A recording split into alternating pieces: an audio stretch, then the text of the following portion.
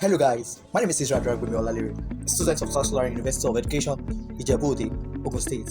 Today, we are going to talk about educational communication. As you all know, in my first video, I explained what communication is. I said communication refers to the process of disseminating messages, ideas, and information between two or more people.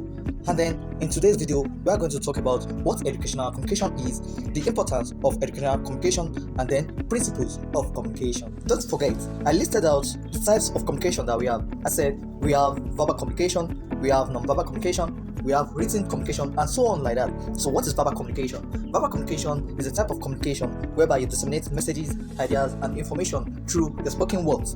While non-verbal communication is a type of communication whereby you transfer information and messages using your body language and facial expression, including your tones, and so on. And what is written communication? Written communication is a type of communication that involves using your hand and pen or any writing materials to disseminate messages. So guys, in order not to waste much of our time, let us just discuss what educational communication is. That's our main reason why we are here today. So what is educational communication? Educational communication is a type of communication that occurs between two or more parties to disseminate messages, information, ideas with each other with the aim of achieving a special and a clear goal.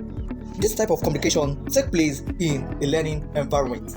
It is a type of communication that occurs between a tutor and a learner. Can you now see the difference between communication and educational communication? Communication deals with the dissemination of messages, the sharing of messages between one or more people, while educational communication refers to the stages or the process of disseminating messages between a tutor and the learner. So guys, let us now talk about communication principles.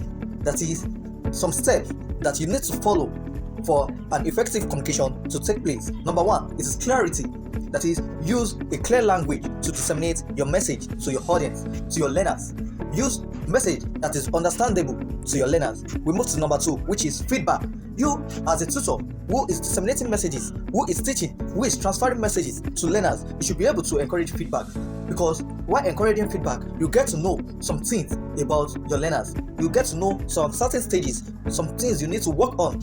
You are going to notice errors and you should be able to correct them. As a tutor, make sure that your learners participate. Make sure that your learners engage in whatever you are saying, in what message you are trying to pass to them. Make sure they pay attention to whatever you are saying, and then you move to the last one, which is non-verbal communication. During communication, you must encourage non-verbal communication. Like I explained in my first video, I said non-verbal communication is the process whereby you disseminate message using your body language, facial expression, your tone, eye contact, and so on. So as a tutor, make sure you include non-verbal communication in your speech. That is, be aware of your body language, be aware of your tone, be aware of your facial expression while conveying your message. So now, what are the importance of educational communication? Number one, it improves academic performance. Yes, using educational communication helps to improve your learners' academic performance, because they will be able to understand the message you are ready to deliver to them. And then number two, it builds relationship. You communicating with your students, you build relationship to them. You'll be very free to access. Your students also will be very free to move closer to you to ask questions, and then you give them the right answer to their question. And then it fosters collaboration. That is, with the help of educational communication, students are ready to work together in groups.